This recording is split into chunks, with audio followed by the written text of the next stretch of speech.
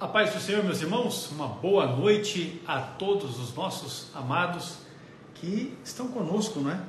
Nesta que é a nossa aula de número 164, Perguntas Bíblicas, é o tema geral aqui da nossa live, né? A nossa aula de hoje. Queremos engrandecer ao Senhor, porque até aqui nos tem ajudado, tem nos dado vida, saúde, para podermos estar na presença dEle e servirmos, não é, o Senhor com alegria. Olha aí que benção. Queremos aqui também aproveitar, não é? Aproveitar esse momento especial neste 16 de agosto para desejar que a bênção de Deus seja sobre a vida de cada um dos nossos irmãos. Olha aí, irmão Eli Batista, estávamos falando agora há pouco, ele já está conosco aqui. Que bênção, maravilha, Pai do Senhor, irmão Eli que está lá desde o Rio de Janeiro, né, aluno do CETADB. Nós louvamos a Deus pela vida do irmão. Cada um de vocês, irmãos e irmãs, sejam muito bem-vindos para juntos nós podermos desfrutar desse tempo abençoado que o Senhor nos tem dado. Irmã Maria, em nome de Jesus. Olha, Assembleia de Deus, reconciliação, maravilha. Os irmãos vão chegando e nós vamos ajustando tudo aqui para que possamos já iniciar. Deixa eu ler um texto bíblico que vai também já nos dar aqui um respaldo, não é? Para a primeira questão que nós temos na nossa pauta de hoje. Nós temos uma pauta bastante ampla, não é, nesse dia de hoje, e nós vamos trabalhar essas questões aí, ó. Pastor Renato de Barueri, Assembleia de Deus, Reconciliação. Deus abençoe o irmão, tem núcleo do CETADB aí na igreja, que maravilha. Louvamos a Deus pelo privilégio de podermos, de alguma forma, cooperar na formação teológica, educacional dos irmãos. Eu vou ler o texto aqui, enquanto o pastor Ciro se ajeita. É Malaquias capítulo 3, versículo 10, a Bíblia diz assim: Trazei todos os dízimos à casa do tesouro, para que haja mantimento na minha casa, e depois fazei prova de mim, diz o Senhor dos Exércitos, se eu não vos abrir as janelas do céu e não derramar sobre vós uma bênção tal que dela vos advenha a maior abastança. Esse é o texto que li, Malaquias capítulo 3 e o versículo de número 10, que é exatamente conforme disse, um texto que vai poder nos auxiliar aí em relação à primeira questão da pauta de hoje. Pastor Ciro, a paz do Senhor. Pastor Edson, tudo bem com o irmão? Mas olha, como vai a... rapaz, está na bênção, está na bênção. Quero aproveitar aqui também, já passou um pouco, mas aqui na live quero também parabenizar o irmão por mais um ano de vida, né? Maravilha, irmão 50. Completou aí na semana passada 50, olha aí. 50, maravilha. Meio século. Vou pedir para os irmãos aí, por gentileza, também deixar os parabéns aí. Quem ainda não parabenizou o pastor Ecos, a oportunidade. Escrevam aí, por gentileza, de onde vocês estão falando e mandem os parabéns para o nosso chefe, né? Nosso pastor Ecos Carvalho Denob. E uma bênção, pastor Ecos, ver como Deus tem abençoado o irmão em todos os sentidos, né? Abençoado sua família, abençoado o seu ministério, especialmente à frente do nosso CETADB, né? CETADB que, para a glória do Senhor, é uma instituição nova, né?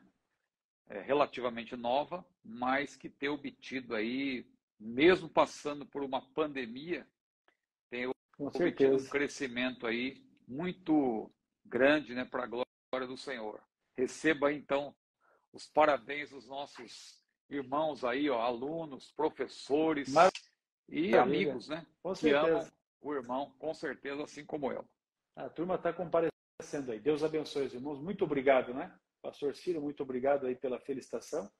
Nós, de fato, estivemos completando aniversário na sexta-feira e foi uma benção. Tivemos reunido com a família, com os amigos, os irmãos aqui, que trabalham conosco no CETADB, pastor Moisés Cecílio, lá de Silva Jardim, que esse nunca falta, né? Ele sempre está presente. Esse nunca falta. Chegou de surpresa, 2h pouco da manhã, ele chegou aqui, a Eliane veio lá falou, ó, acorda porque estão chegando. Aí eu, assustado, fui lá, quem está chegando, gente? Aí eu falei, acho que é melhor você colocar outra roupa. Aí eu fui me ajeitar, aí eu vi que era o Moisés chegando com a turma dele. Mas deu tudo certo. Foi uma Rapaz, benção, tivemos dias muito bons aqui juntos. bênção de Deus. É isso aí, meu pastor. Mas vamos avançando. 50 anos é só o começo. Meio século, né? É só o começo. Meio Só o começo. século. Moisés começou o ministério abençoado dele com 80. Eu já estou Olha no aí, lucro. Já estou no lucro faz tempo. a Eliane está rindo aí, ó. É, desse jeito aí. Pois bem, meu pastor, Maravilha, maravilha. vamos dar prosseguimento aqui ao Davi Cavalcante de Andrade. Esse moço é um guri bem novo, ele, 12, 13 anos de idade, é aluno do CETAD e a gente sempre tem conversado aqui. Davi, Deus abençoe você, paz do Senhor. Um moço estudante da palavra de Deus, estudioso da Davi palavra de Cavalcante Deus. de Andrade. Esse aí. Ele não sei se já completou 13, mas até a última vez que nós conversamos a respeito da idade, que ele tinha 12 ainda. Mas é um moço novo que tem desejo de aprender a palavra de Deus e tem estudado com dedicação. Ele sempre envia aqui para mim os esboços dos estudos que ele faz, as mensagens que ele prega na igreja lá. O pastor dele dá um apoio muito bom para ele. E, enfim, é um menino abençoado. Segue aí, meu filho, avançando dessa forma que certamente Deus vai fazer você prosperar na vida e no ministério, com certeza. Vamos lá, meu pastor. Muita gente boa entrando aí.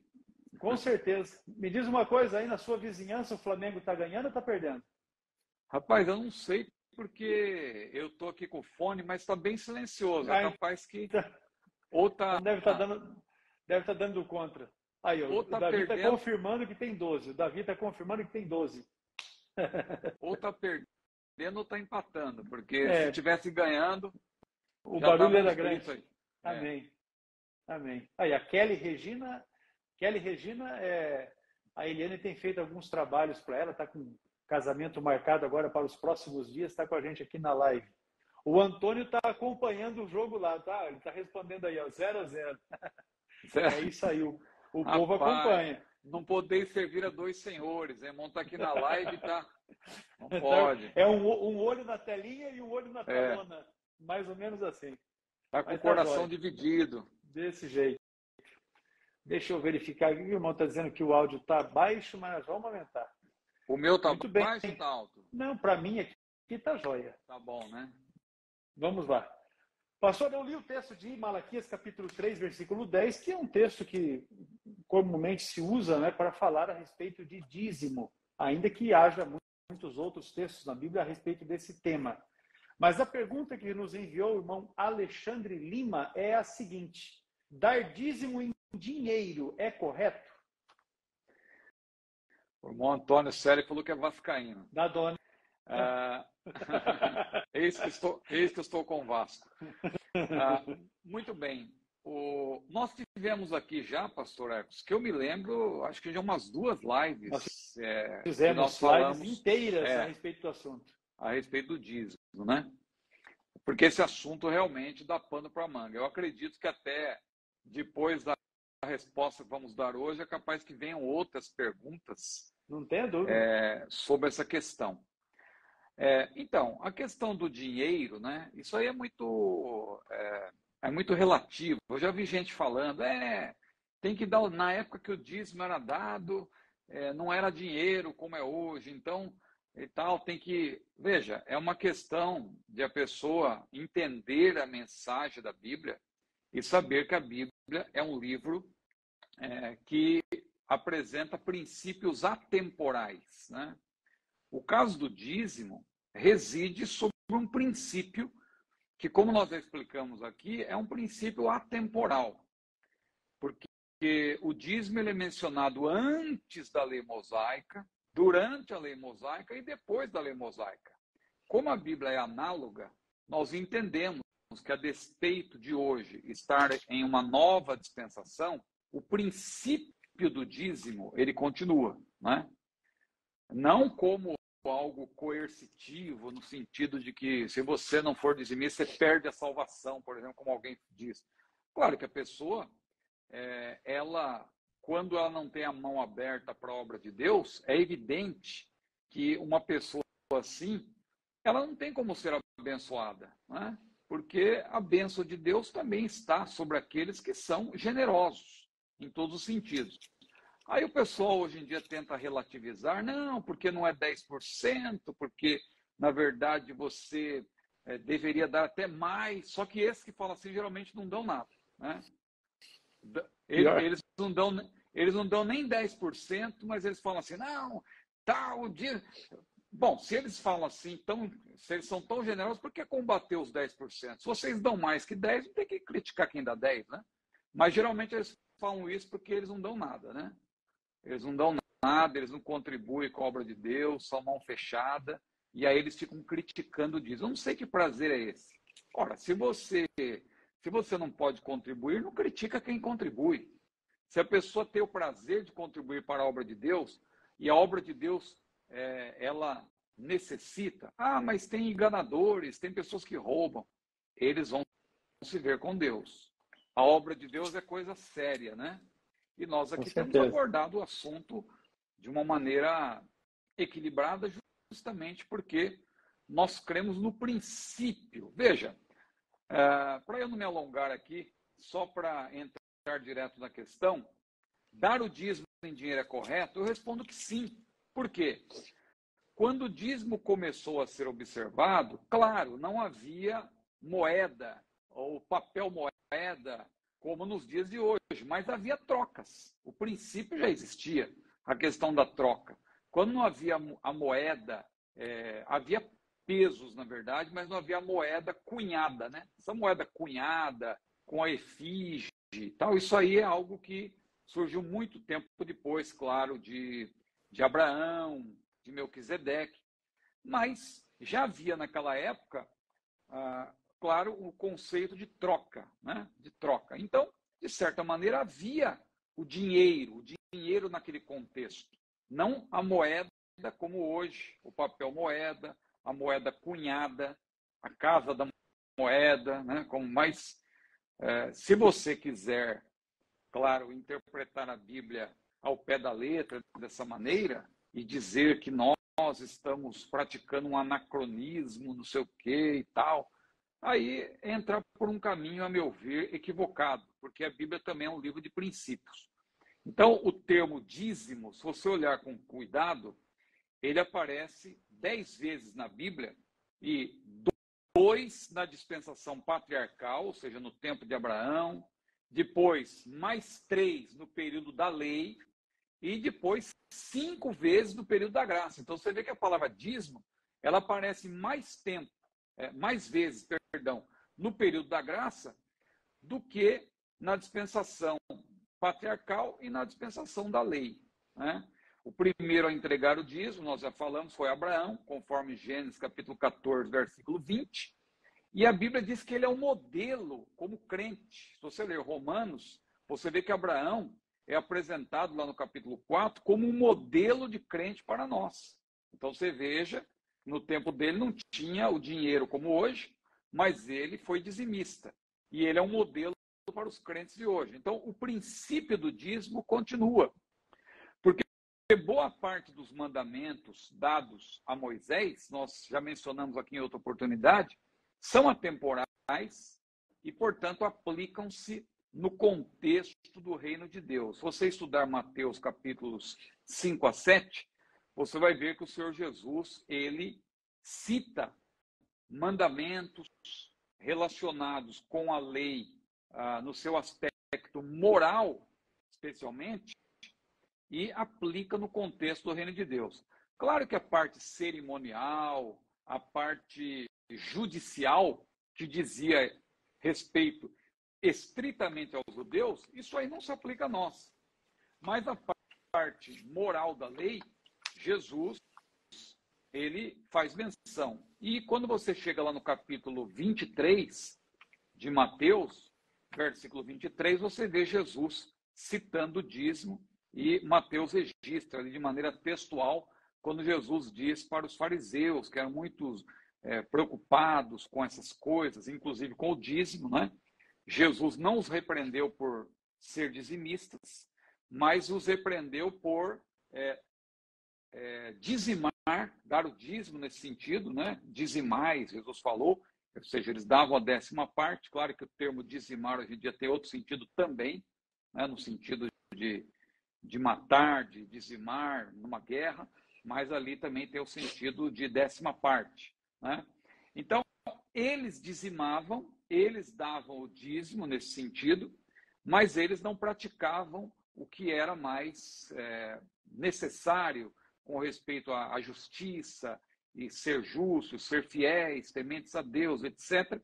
E Jesus disse, olha, vocês deviam fazer essas coisas, vocês já fazem, sem esquecer daquelas. Ou melhor, é melhor vocês fazerem as coisas mais importantes sem esquecer daquelas que vocês já observam. Então, tudo isso são coisas que nós já citamos para evidenciar e enfatizar a atemporalidade do dízimo. Então, tudo que nós temos nesta vida pertence ao Senhor.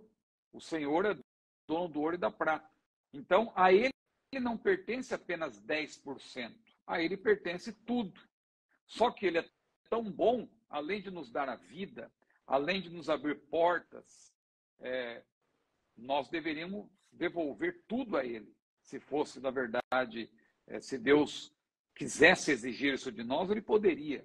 Mas Deus, Ele é tão maravilhoso que, primeiro, Ele não obriga ninguém a fazer nada, mas Ele tem os seus mandamentos. Os mandamentos de Deus, eles não são coercitivos, eles são mandamentos em que Deus, claro, são mandamentos devem ser cumpridos. Mas o que Deus estabelece na sua palavra? Se você não quiser cumprir, não cumpra. Só que você vai sofrer as consequências. Quando você lê Deuteronômio capítulo 28, você vê que uma parte do capítulo é de bênçãos para os que obedecem. E outra parte é de maldições para aqueles que desobedecem. Ou seja, a pessoa pode desobedecer. Ela tem, na verdade, o livre-arbítrio. Mas a questão é a seguinte, você pode, só que você esteja preparado para as consequências. Saiba que você não vai desobedecer sem sofrer as consequências. Claro que o dízimo, quando a gente fala do dízimo, nesse tom, alguém diz, não, é um absurdo ficar ameaçando o povo. Eu também vou ser bem sincero, eu não gosto desse tipo de pregação, assim, ameaçadora e tal, e o pessoal às vezes inventa uma série de coisas. Eu penso que o dízimo, claro, a nossa motivação primordial deve ser o amor. O amor de Cristo nos constrange em todos os sentidos. Para evangelizar é a mesma coisa, só que tem uma coisa. Falando até da evangelização, um assunto paralelo, por que Paulo evangelizava? Por que Paulo pregava o evangelho? Ele mesmo disse, o amor de Cristo nos constrange. Só que, por outro lado, lá em 1 Coríntios, capítulo 9, ele disse, olha, se anuncio, não tenho de que me gloriar, porque me é imposta essa obrigação. E disse ele, ai de mim, se eu não anunciar o evangelho. Então, sempre quando nós olhamos para a Bíblia e vemos princípios, mandamentos, nós temos que pensar dessa maneira. A nossa motivação tem que ser o amor. O crente tem que ser generoso por natureza. Ele tem que ter prazer em contribuir. Ele tem que ter prazer em servir. Ele tem que ter prazer em evangelizar, em glorificar a Deus, em fazer a obra de Deus, em contribuir também. Porque se for para contribuir reclamando, não contribua. E sofra as consequências. Não é uma ameaça isso. É que, na verdade, a pessoa que tem o coração fechado, ela não vai prosperar. Porque Deus abençoa quem, de fato, é generoso. As pessoas generosas são abençoadas por Deus. A Bíblia mostra isso, né? Tem passagens bíblicas que são muito claras a respeito disso. Mas eu estou aproveitando aqui só para ampliar, né? Essa questão da generosidade está lá, especialmente em 2 Coríntios, capítulo 9. Mas o que eu respondo objetivamente é que dar o dízimo em dinheiro é correto. Porque dar o dízimo, na verdade, é você entregar 10% da sua renda. Se Deus tem te abençoado, não importa se é por meio de salário, se é por meio de uma renda extra que você obtém fazendo algum tipo de trabalho, uma venda que você realizou e você, claro, obteve um lucro e tal, e você é uma pessoa generosa, Ah, mas eu vou dar 10%. Irmão, se Deus te abençoar, né, e você, já aconteceu comigo, por exemplo, de eu comprar um determinado bem e eu tive dificuldades para pagar e foi uma luta e tal, e eu acabei pagando quase o dobro do que eu tinha comprado. Só que depois Deus me abençoou tanto que eu vendi o mesmo bem ali também pelo dobro, né? Mais que o dobro, na verdade. Então, quer dizer, se você for fiel, Deus vai te abençoar, tá certo? Então, é correto sim dar o dízimo em dinheiro, Pix, se você quiser fazer um depósito diferente, quiser dar um cheque não se usa mais, né? Mas o importante é você ser generoso, valendo-se dos meios que estão à nossa disposição hoje. Porque a questão do dízimo é o princípio. Se a pessoa, na época, nos tempos bíblicos, dava lá as primícias da sua colheita, é porque naquela época funcionava assim. Hoje você tem dinheiro, né? Não adianta você ficar entregando. Você vai entregar, vou comprar, então, vou passar na feira, vou comprar lá produtos para levar para a igreja. Não, é melhor você entregar em dinheiro para que a própria igreja possa administrar e lá os irmãos, claro, sabem como empregar esse dinheiro da melhor maneira possível e você também não foi chamado para ficar fiscalizando, você foi chamado para ser generoso. Se alguém vai desviar isso, infelizmente a gente sabe que às vezes acontece esse tipo de coisa, mas não cabe a nós ficar aí dando dízimo e ficar observando. É melhor você dar e como se você estivesse dando de fato para Deus. Aliás, tudo que nós fazemos deve ser para Deus, até o nosso trabalho. Quando você lê Efésios capítulo 6, você vê isso. Paulo diz que aquele que trabalha, aquele que serve, não deve servir apenas à vista, quando o chefe está por perto, o chefe está olhando. Não, ele está fazendo, tudo que ele faz é como se fosse ao Senhor. Porque o nosso patrão, acima de todos os patrões aqui da terra, é o próprio Deus. Então, nós temos que fazer tudo para o Senhor e Ele é quem está vendo, Ele é quem vai retribuir. Maravilha, está corretíssimo, né? Eu li o texto de Malaquias 3:10, mas poderia ler o 11, que é uma promessa que Deus faz, né, aos dizimistas. E por causa de vós, repreenderei o devorador, diz o texto, para que não vos consuma o fruto da terra e a vide no campo não vos será estéril, diz o Senhor dos exércitos, e todas as nações o chamarão bem-aventurados. Olha aí que benção, porque sereis, diz o verso 12, uma terra deleitosa. Maravilha. Maravilha. O interessante é estar debaixo da bênção de Deus. E nesse aspecto, estar debaixo da bênção de Deus tem a ver também com entregar o dízimo. E nos nossos dias é dinheiro. Então está correto entregar o dízimo em dinheiro. Pode ser, conforme diz o pastor Ciro, no Pix, pode passar no cartão para acumular milhas, né? Tem aquela também, né, de acumular milhas.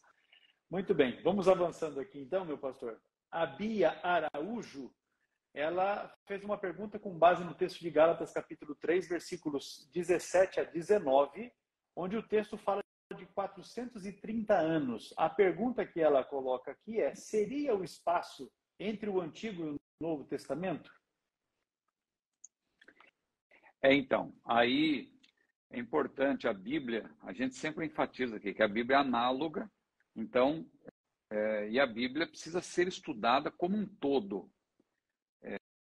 Se você não estudar a Bíblia como um todo, se você não ler a Bíblia toda, se você não tiver essa preocupação de estudar a Bíblia como um todo, você pode ter esse tipo de dificuldade de encontrar números parecidos ou exatos, né? Mas em contextos diferentes que podem levar você a uma interpretação equivocada, né?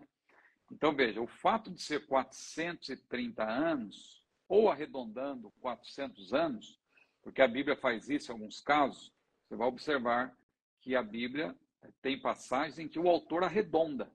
Ele considera o número arredondado, em vez de 430, ele vai para 400 e tal. E quando você vê, claro, o espaço entre o Antigo e o Novo Testamento, entre Malaquias, que foi o último profeta da escrita, e também o último representante dentro da porção, da parte veterotestamentária, o espaço entre ele e João Batista, que é, na verdade, o último profeta nos moldes veterotestamentários, mas já vivendo no período neotestamentário, você tem aí 400 anos. Só que esta passagem de Gálatas não tem nada a ver com o assunto.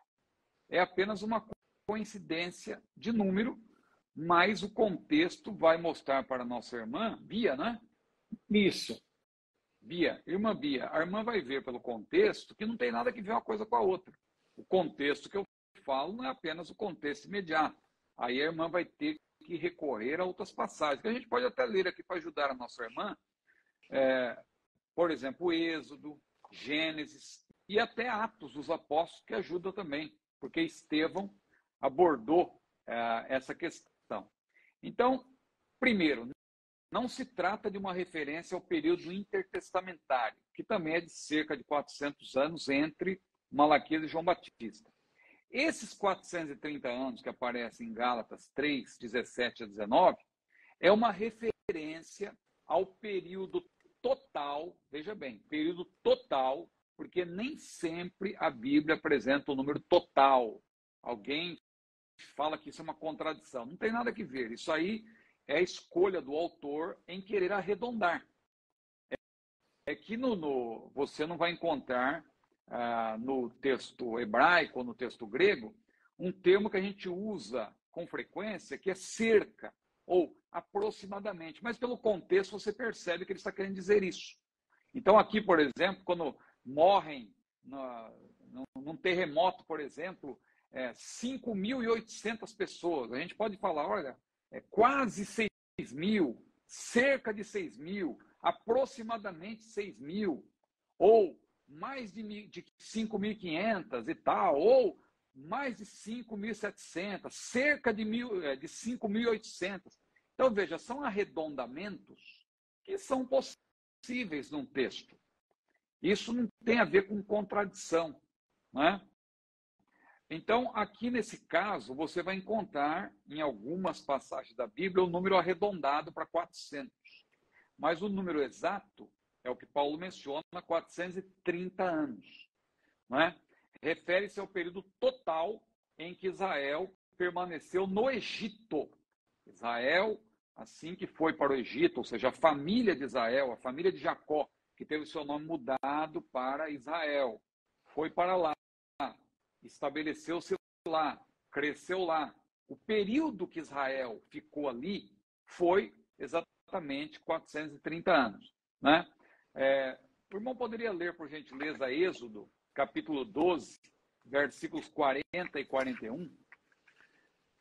Esse é um primeiro texto que a gente poderia ler que menciona aí esse número. Êxodo 12, 40 e 41. O tempo em que os filhos de Israel habitaram no Egito foi de 430 anos. E aconteceu que, passados os 430 anos, naquele mesmo dia, todos os exércitos do Senhor saíram da terra do Egito. Então, o povo de Israel permaneceu no Egito exatamente 430 anos. Agora, veja que na profecia que foi registrada pelo mesmo Moisés, né, considerando que Moisés é o autor do Pentateuco, o mesmo Moisés, ele citando ali o que Deus disse a Abrão, ele cita a profecia com um número arredondado. O irmão poderia ler, por gentileza, Gênesis capítulo 15, versículo 13? Gênesis 15, versículo 13. Muito bem. Então disse a Abrão: saibas de certo que peregrina será a tua semente em terra que não é sua, e servi-los-ás e afligi-la-ão 400 anos. Então, aqui o número aparece arredondado. O próprio Estevão também, na pregação dele, no seu, que foi na verdade uma apologia, né?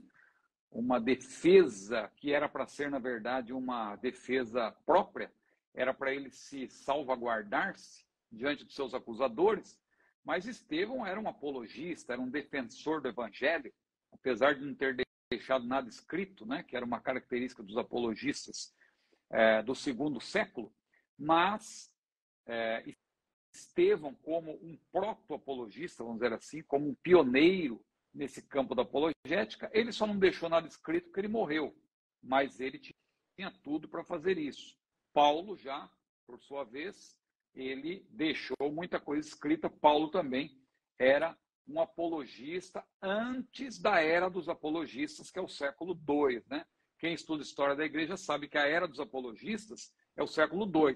Mas no primeiro século nós tivemos apologistas, sendo o primeiro deles, a meu ver, Estevão. Porque Estevão, inclusive, os verbos que a Bíblia emprega a seu respeito, suseteu, por exemplo, um verbo que é do grego, ali atribuído àquele debate, quando Estevão está debatendo com aqueles homens daquelas sinagogas, esse verbo ele fala de uma disputa em termos de perguntas e respostas, é um verbo apologético, vamos dizer assim. E Estevão, na sua apologia, na sua defesa, que é uma pregação, em Atos capítulo 7, versículo 6, ele cita essa profecia de Gênesis e ele cita exatamente, né, o período de 400 anos. Paulo, ele cita Êxodo. Então, dependendo da fonte, Estevão está se referindo a Gênesis. Paulo está se referindo a Êxodo. Então, Estevão, em Atos 7, versículo 6, ele diz 400 anos. Paulo, em Gálatas 3, versículo 17, ele se refere a Êxodo e fala 430 anos. Portanto, 430 é o número exato, 400 é o número arredondado, não é o período entre o Antigo e o Novo Testamento. É, na verdade, o período em que Israel ficou no Egito, ali servindo a Faraó.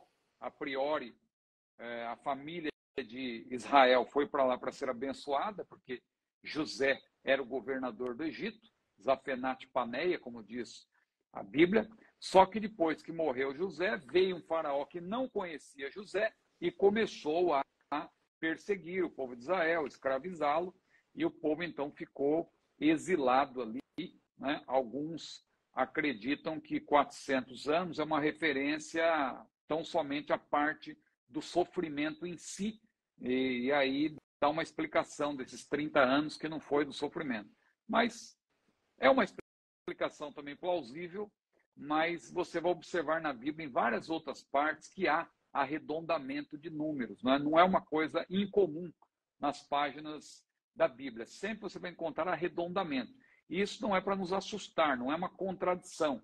É simplesmente uma prática de quem escreve, né? Dependendo do tipo de escritor, né? A Bíblia tem vários, a Bíblia tem médico, a Bíblia tem pescador, a Bíblia tem rei. Bem eclético, né? Bem eclético. Só que o que é interessante nisso tudo é que, apesar dessa diversidade, o Espírito Santo trabalhou no sentido de que a mensagem e a parte doutrinária, ela sempre se harmonizasse, né? E a parte que não é doutrinária, a parte que é histórica, narrativa, ela tem aí não questões que se chocam, mas são questões que podem ser explicadas, são arredondamentos, são pontos de vista, né? Da quem, da além, né? Quando até a gente deu uma explicação essa semana aí para falar sobre o Rio Jordão, que eu estava falando, lá da questão da Cisjordânia e da Transjordânia. Então, claro, o termo Cisjordânia é porque é a partir de Israel. Então, quem olha a partir de Israel, o que está do lado de cá, aquele trecho ali de terra, que é uma fronteira, mas é um lugar neutro, digamos assim, que não pertence a ninguém, em tese, mas Israel é obrigado a ficar naquela parte ali até por uma questão de proteção, mas a parte da Cisjordânia, da quem do Jordão, e a parte da Transjordânia, da além do Jordão. Só que a questão do Jordão, dependendo de quem está olhando, do lado que a pessoa está olhando, é da quem ou da além, né? Então, a Bíblia também tem algumas coisas assim, quando você vai ler, depende de onde que a pessoa está falando e qual é o ponto de vista e etc. A questão lá, por exemplo, outras questões, por exemplo, que alguém diz, a contradição na Bíblia, porque diz que o sol parou, o sol não para, na verdade, e tal, como assim o sol parou? Só que aí você tem que entender que Josué não era astrônomo, né? Então ali é do ponto de vista do narrador, o que ele estava vendo e o que ele estava descrevendo. Então a gente tem que ter esse entendimento.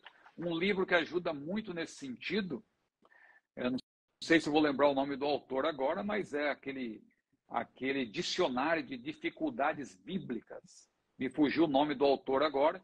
É um livro muito bom. E o pastor Antônio Gilberto também, quem não quiser adquirir esse dicionário, que ele é um pouco volumoso, mas a obra do pastor Antônio Gilberto, que é A Bíblia através dos séculos, já é um livro excelente também para você estudar um pouco sobre as dificuldades bíblicas. Vou parando por aqui para não me alongar. Maravilha, meu pastor. Mas falando de Jordão, da quem, da além, eu vou além. E aí, como é que estão as novidades da viagem para Israel? Aquela caravana abençoada que vai ser monitorada por ti? Então, nós estamos trabalhando aí nesse sentido. Eu estou agora falando constantemente disso nos meus vídeos, né? Hoje mesmo eu estava gravando um vídeo aqui para a Escola Dominical e já introduzi novamente. Vou editar esse vídeo ainda, mas estou sempre convidando os irmãos, porque a viagem em 2025, alguém pode dizer, não, mas 2025, nós estamos em 2023, eu queria já ir o ano que vem. Mas veja, tudo que é planejado, com calma, com tempo, é melhor, né? Então, eu fui desafiado até de fazer uma viagem mais cedo. Não, vamos em 2024. Mas não, vamos fazer com calma, para dar tempo, para as pessoas poderem se preparar. Parcelar. Claro. É uma viagem que, claro, dependendo de quem... Tem pessoas que têm dinheiro e não é nada. Agora, quem tem dificuldades pode parcelar em muitas parcelas e aí vai pagando e tal. Quando chegar no tempo da viagem, você já está com a viagem praticamente paga, né? Porque a editora chamada parcela isso para você a perder de vista. Só que você tem que enviar um e-mail lá para... Aí o e-mail, deixei fixado aí. Aí está, o pastor Ecos bondosamente fixou, viagem@chamada.com.br. Essa viagem vai ser uma viagem de uns 15 dias, mais ou menos. Nós vamos ficar 6 a 7 dias em Jerusalém, e vai ser maravilhoso em Jerusalém, visitar ali aqueles lugares que são muito conhecidos, o Monte das Oliveiras, o Muro das Lamentações e tal, o Monte do Templo ali, aquela esplanada de mesquitas, e o Museu do Livro, e o Museu do Holocausto, museus maravilhosos que ali. Nós vamos participar também de um congresso escatológico. É uma riqueza essa viagem. 6 dias em Jerusalém, você vai poder andar pela cidade, ali também tem a Via Dolorosa, vai poder visitar o túmulo de Jesus. Que viagem, é inesquecível. E depois vamos para a Galileia, mais 6 dias, mais ou menos, 6 a 7 dias na Galileia, passar pelo Mar da Galileia, o Lago Mar da Galileia, visitar cidades importantes ali naquela região, lugares por onde Jesus passou, onde Jesus teria realizado a multiplicação de pães e tal, e almoço, jantar, na verdade, ali. Vai ser uma benção, com certeza. Vai ser uma benção. Não, é uma viagem inesquecível. Pronto. Inclusive, quem vai, né, sempre, quando chega no Brasil, as pessoas dizem, não, ano que vem eu quero ir de novo, né, porque é uma viagem realmente que vale a pena, você aprende muito, você que é pregador, você que é ensinador, você que é pregadora, professora de escola dominical, imagine, você, né, que já tem um grande conhecimento bíblico, e estando lá em Israel, você vai, quando você pregar, você vai saber, você vai ter uma noção, né, do que de fato, você está vendo na Bíblia, né? Você lê a Bíblia, você lê sobre o Mar da Galileia, você lê sobre o Monte das Oliveiras, você vê sobre a Batalha do Armagedon, né? Armagedon, como está lá em Apocalipse, você fala, meu Deus, como que vai ser essa batalha? E ali você conhece exatamente o lugar onde essa batalha vai acontecer, né? E nós vamos, o nosso propósito ali como guia, por graça de Deus, o meu propósito como guia, é justamente tratar dessas questões que me são muito caras, que são questões escatológicas. Então, claro, há lugares que você não tem como falar de escatologia especificamente, mas nos lugares onde houver oportunidade, quando tivermos, por exemplo, a vista desse vale de Megido aí, Megiddo, né? Armagedon, em grego, ali é a oportunidade de falar muita coisa, porque Zacarias diz naquele dia seus pés estarão sobre o Monte das Oliveiras e tal, e também a Batalha do Armagedon. Veja, é muito importante, você que desejar, envie então um e-mail para viagem@chamada.com.br, coloque o seu nome e o seu telefone, WhatsApp, só isso, sem compromisso. Mas a chamada vai enviar para você as informações necessárias para você orar a Deus. E se você puder fazer essa viagem, é um convite que nós estamos deixando aqui, vai ser maravilhoso ter o irmão, a irmã conosco nessa viagem a Jerusalém e Galileia. Muito bem. No seu e-mail, no assunto, você coloca assim, viagem para Israel com o pastor Ciro. No assunto, não é? Do seu e-mail, coloque assim, viagem para Israel com o pastor Ciro. Eu tenho dito isso, mas é importante, mas o irmão Marcos me informou que o irmão Marcos Steiger me informou que esse e-mail, ele é exclusivo realmente desse grupo, né? Então, fechou. Então claro, ficou mais fácil. Se você puder colocar, coloque. E bem parceladinho, com bastante antecedência, dá para todo mundo ir. Olha aí que vitória. Maravilha. Vamos, bora em nome de Jesus. Lá, meus irmãos. Fechou. A nossa psicopedagoga, irmã, que tem por sobrenome Gambarra, ela fez uma pergunta a respeito da inspiração. Era assim, pastor, a inspiração estaria na essência da mensagem, independente da linguagem escrita que foi usada? Então, a inspiração está nas palavras, né? Só que isso aí precisa ser explicado. Jesus mesmo falou, eu lhes dei as minhas palavras, naquela oração sumo sacerdotal. Então, a inspiração recai sobre as palavras e, claro, as palavras hebraicas e gregas. Só que as palavras hebraicas, as frases hebraicas, as frases gregas, os vocábulos, os verbos, tudo isso, quando é traduzido para outro idioma, claro que se não houver ali um complemento por parte do tradutor, fica incompreensível. Então, esse tipo de adaptação, ela é necessária. É necessária. Não significa mudar o texto, mudar a mensagem e nem acrescentar nada. É no sentido apenas de fazer com que o texto fique claro. Por isso que existem modalidades de tradução. Existem, que eu me lembro aqui de cabeça agora, são 4 tipos de tradução, né? A partir das línguas originais. Uma coisa importante, quando se fala de originais, às vezes a gente não se preocupa em falar as línguas originais, a gente fala apenas os originais.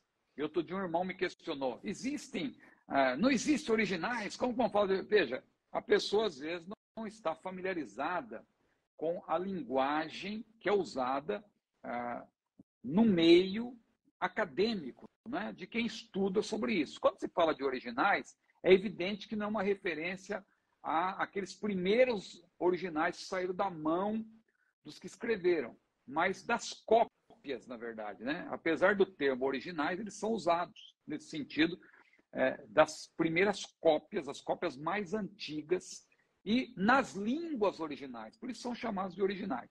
Mas vou aqui enfatizar as línguas originais, né? Então, como eu dizia, eu me lembro de 4 tipos de tradução que existem.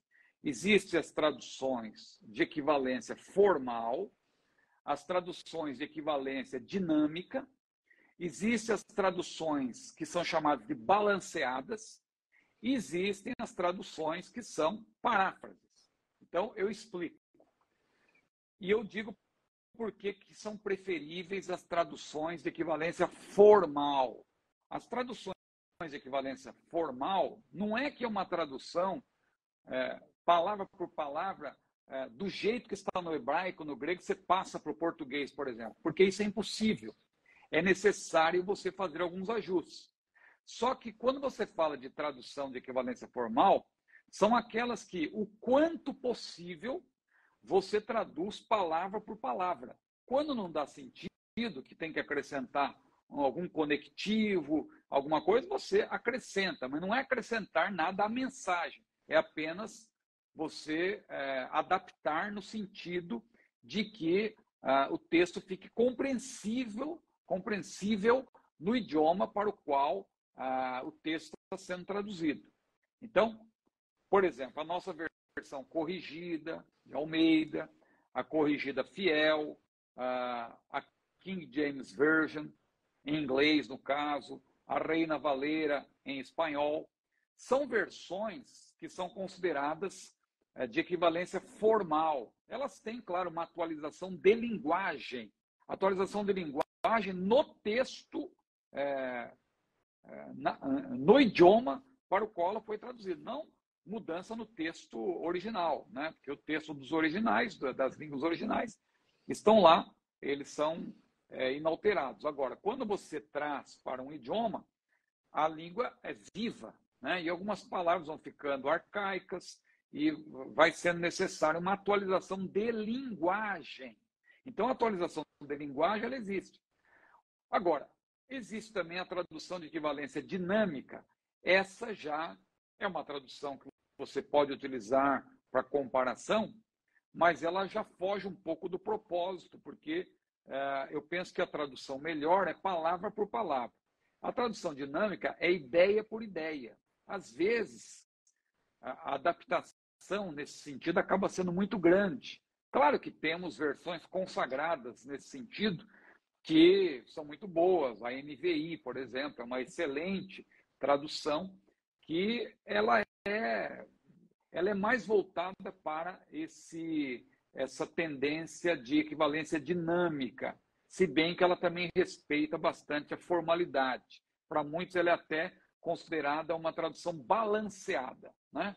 Mas a balanceada, ela é um pouco mais equilibrada nesse sentido e tal, não deixa fluir tanto as ideias, é mais na questão de atualizar mais, assim, usar palavras um pouco mais claras, como é, por exemplo, vamos dizer aí a nova versão Almeida, né? A NAA eu considero uma versão aí no sentido balanceada, né? Porque ela é formal, prioritariamente, mas ela também, os tradutores permitiram ali que houvesse uma adaptação um pouco mais avançada, no sentido de usar, por exemplo, você e tal. Então, foge um pouco daquela linguagem formal, clássica, como é usada na versão corrigida de Almeida, e até na própria atualizada, que tem uma linguagem um pouco um pouco menos rebuscada, mas também é uma linguagem bastante formal, a Almeida Revista Atualizada. A nova Almeida Atualizada, que também é uma versão oficial da nossa CGADB, ela já é considerada uma versão balanceada. Agora, a paráfrase, aí já seria realmente, como o nome já diz, uma paráfrase.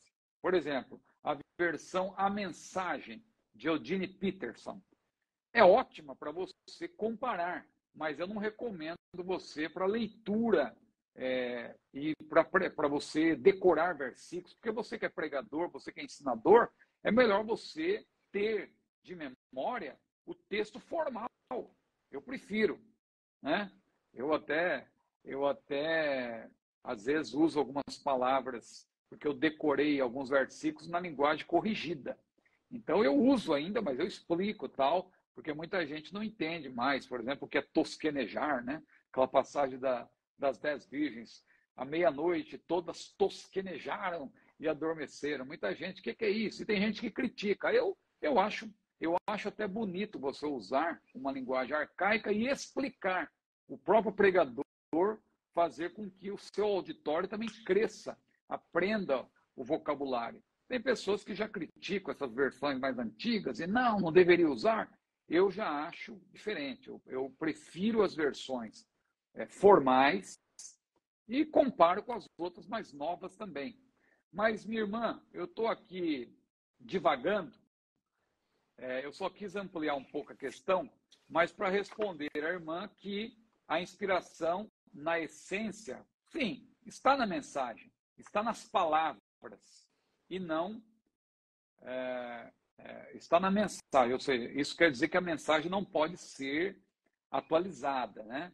Hoje em dia tem também aí um grupo de teólogos progressistas que estão embarcando nessa canoa furada e estão levando gente com eles, infelizmente, né? E dizer, não, a epístola de Filemão para hoje, ela é insuficiente. A gente já viu aí, camarada renomado dizendo isso. É insuficiente. Nós temos que ver esse texto como um texto insuficiente, como se Deus não preservasse. Como se Deus tivesse errado. Como assim insuficiente? Quer dizer, então, que a gente tem que adaptar a Bíblia conforme a mudança, as mutações sociais? Não, de jeito nenhum. O apóstolo Pedro foi claro ao dizer, toda a carne é como a erva, toda a glória do homem como a flor da erva, secou-se a erva, caiu a sua flor, mas a palavra de Deus permanece para sempre.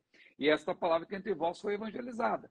Então, a palavra que era viva e eficaz na pré-modernidade, quando o símbolo, a época, né, daquela era a enxada, o homem do campo trabalhando lá, não é? A palavra era viva e eficaz naquele tempo. Depois, na era moderna e na Revolução Industrial e também no Iluminismo e tal, aí o símbolo já é outro, o símbolo é a fábrica, vamos dizer assim. A Bíblia continua sendo a palavra de Deus viva e eficaz. Hoje, na pós-modernidade, na era pós-moderna, o símbolo é o computador, é a internet e tal, mas hoje a palavra de Deus continua viva e eficaz. Não é a palavra que tem que se adaptar a esses novos conceitos, a esses novos pensamentos. Nós estamos vendo hoje aí na escola dominical essa questão aí dessa transrealidade, né?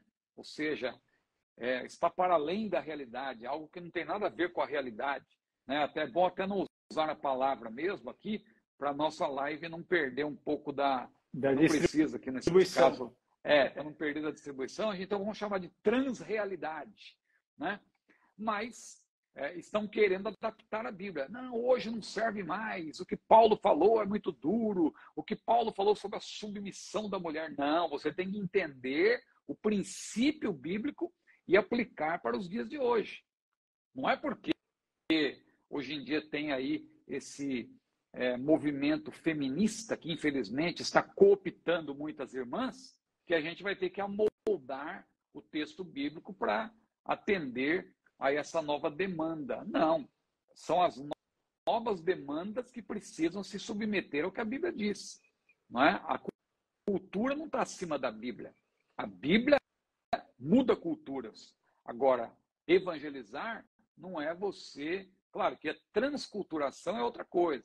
É quando o missionário chega num determinado país, ele toma conhecimento, ali ele aprende o idioma, ele conhece a cultura, no sentido de ser um entre todos ali, de fazer parte daquela comunidade. Isso é uma coisa. Agora, você mudar a doutrina bíblica, mudar aquilo que Deus estabeleceu para agradar, imagina se você chega numa... Está saindo o som aí? Está saindo, não ficou muito bom, não.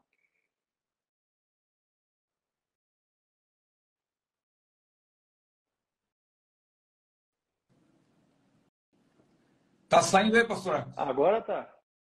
Não, seguir. Que o meu fone, eu não sei o que aconteceu. Eu tinha carregado ele, mas ele agora está falhando. Entendi. Mas eu acho que dá para me ouvir bem, não dá? Tá ouvindo, pode ficar tranquilo que dá para ouvir bem. Maravilha. Então, eu uso o fone às vezes para isolar o som em volta aí, para os irmãos não ouvirem também, porque se sai um gol aqui do... Não sai, Mas fica tranquilo que não sai, não. Hoje acho que não vai sair, não. Né?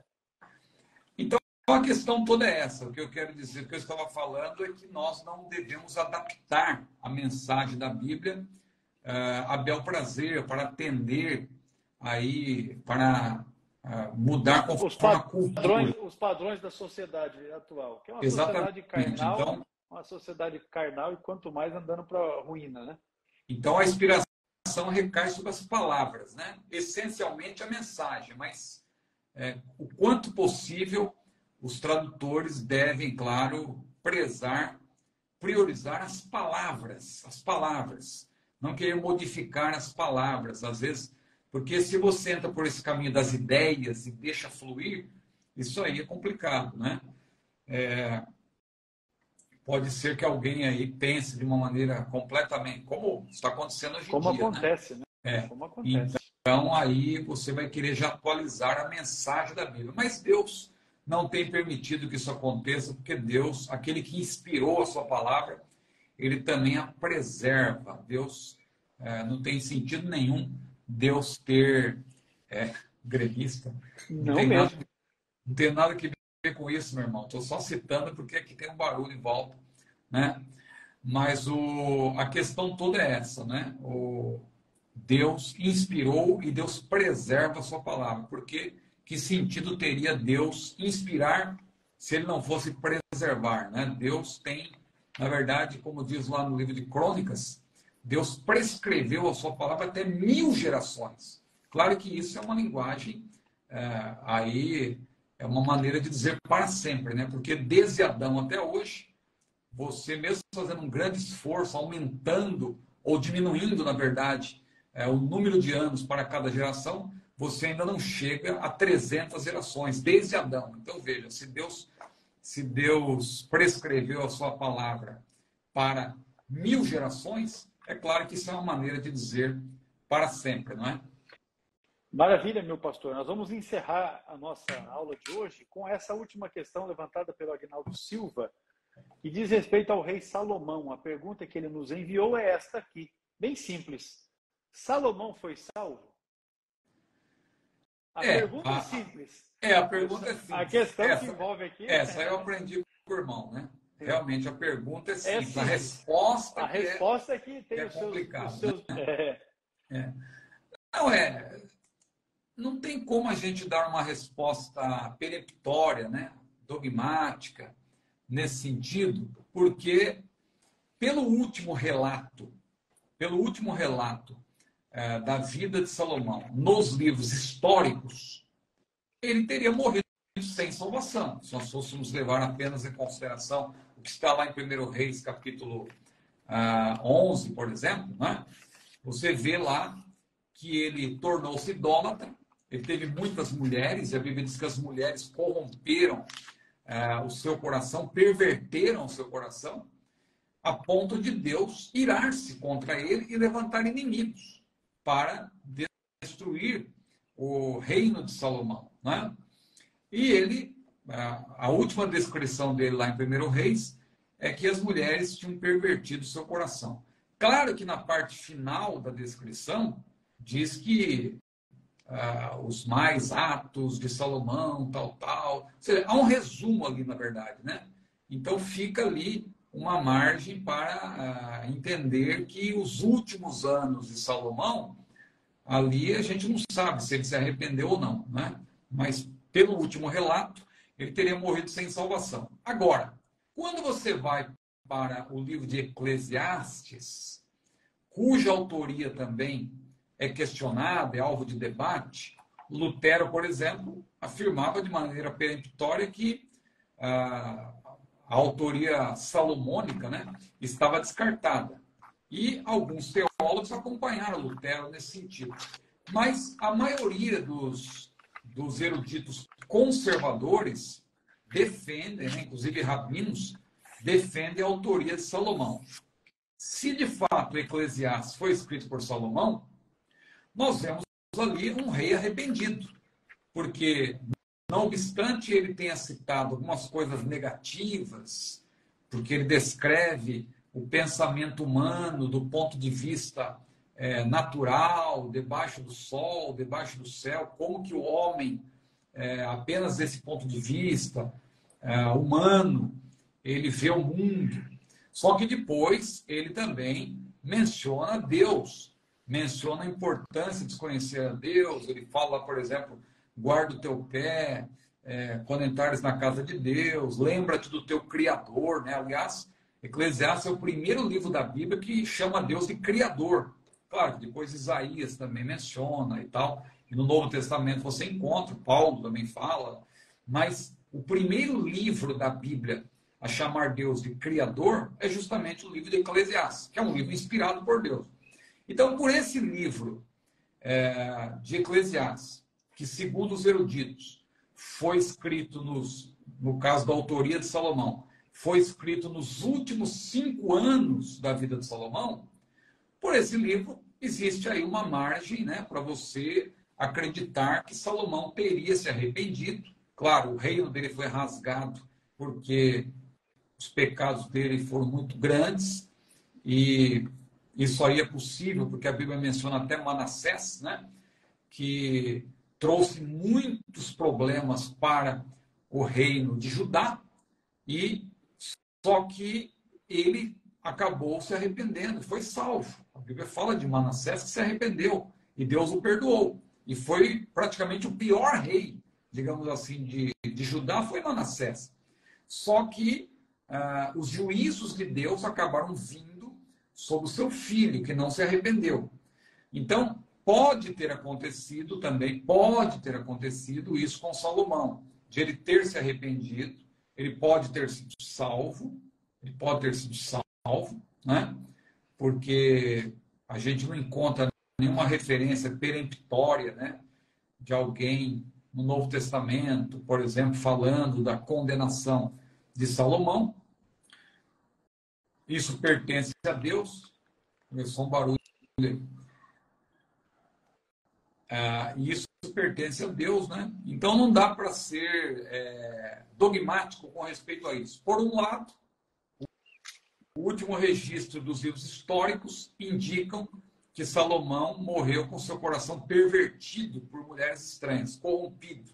Ele se tornou idólatra, a ponto de Deus rasgar o seu reino, como diz a Bíblia. Foi aí a origem dos 2 reinos, né? O reino do norte e o reino do sul. O reino do norte, que foi chamado de Israel, teve como capital posteriormente Samaria, e o reino do sul, que foi chamado de reino de Judá, que teve como capital Jerusalém, com apenas 2 tribos. A maioria das tribos ficou no norte, só que todas se desviaram, e somente no sul houve alguns reis bons e alguns mais ou menos, mas houve algum temor de Deus no sul. Mas essa divisão do reino aconteceu justamente por causa dos pecados de Salomão. Mas quando você lê Eclesiastes, repito, você vê ali que ele possivelmente teria se arrependido, né? E o nome dele não aparece, mas pela descrição do livro, o próprio Lutero, que não concordava com a autoria, ele afirmava que o personagem ali retratado é Salomão, né? Não há dúvida de que é uma referência a Salomão. Então, mesmo que Salomão não seja o autor, o personagem ali, o pregador, né, que é mencionado, é Salomão. E pela descrição dele, ali pela apresentação dos assuntos, o que ele menciona, ali está claro que ele falava ali como uma pessoa que conhecia Deus, que temia Deus e que tinha se arrependido, né? Muito possivelmente dos pecados que cometera ali na sua juventude, principalmente, porque muita gente às vezes se arrepende já no fim da vida, né? Já na velhice e tal, e pode ser que ele ali, refletindo sobre a sua situação, ele se arrependeu, pediu perdão a Deus e tal. Então, não podemos afirmar categoricamente se foi ou não foi. Muito bem, até porque um dos ladrões da cruz se arrependeu no instante anterior à sua morte. Pois é. Jesus garantiu que ele estava salvo. É verdade. É isso aí. Pastor Ciro, as suas considerações finais para nós encerrarmos aqui as atividades da nossa aula de número 164, neste 16 de agosto de 2023. Eu quero agradecer aqui a presença de todos. Eu vi pessoas especiais aqui, amigos, que a gente não cita o nome para não tomar tempo aqui na live, né? Pessoas, alguns amigos até de longa data aí que entraram. Que Deus abençoe a todos e também vou fazer um destaque aqui a todas, né? Porque tem muitas irmãs. A todos não, né? Por favor. Todos Mas não, estou fora. Claro que quando a gente fala todos já estão todos contemplados, né? Mas às vezes você querendo fazer um destaque, você pode falar, né? E o Jonatas Emanuel entrou. Aí, até o Jonatas entrou. O Jonatas de férias, ele foi. Não é ele que está feliz hoje? Rapaz, parece que teve. Ele estava lá, rapaz. Você acredita que o Jonatas saiu daqui de Apucarana e foi para São Paulo para assistir esse negócio lá em São Paulo? Rapaz, mas o sangue de Jesus tem poder. Ele foi lá. É só Deus mesmo para ter misericórdia, né? Só Deus, mas tá de férias, tem que aproveitar para viajar. Isso tá de férias, né? Tá de férias. Mas tá bom. É isso aí. Então, Deus abençoe. Quero agradecer a oportunidade. Que Deus abençoe todos os nossos irmãos, amigos, aí os professores, alunos, nossetários espalhados pelo Brasil e pelo mundo. E eu quero aqui agradecer ao pastor Hércules, parabenizá-lo mais uma vez pelos seus meio século de vida. Glória a Deus. E o Senhor é bom e tem abençoado aí. Que Deus abençoe o irmão, a irmã Eliane e toda a família aí, a netinha, que está cada vez mais linda, né? Rapaz, a Clara é uma benção. A Clara é uma benção, é isso aí. Deus abençoe, pastor Hércules. Amém. Irmãos, Deus abençoe vocês. Agradecemos aí pela estada dos irmãos conosco, por esta aula, pela participação de vocês. Deus continue abençoando. Quarta-feira próxima, nós continuaremos aqui nesta pauta. As questões que não foram respondidas hoje serão as primeiras da próxima aula, a de número 165. Vem conosco para aprendermos juntos a palavra de Deus. O Senhor abençoe a todos em nome de Jesus. Amém. Amém.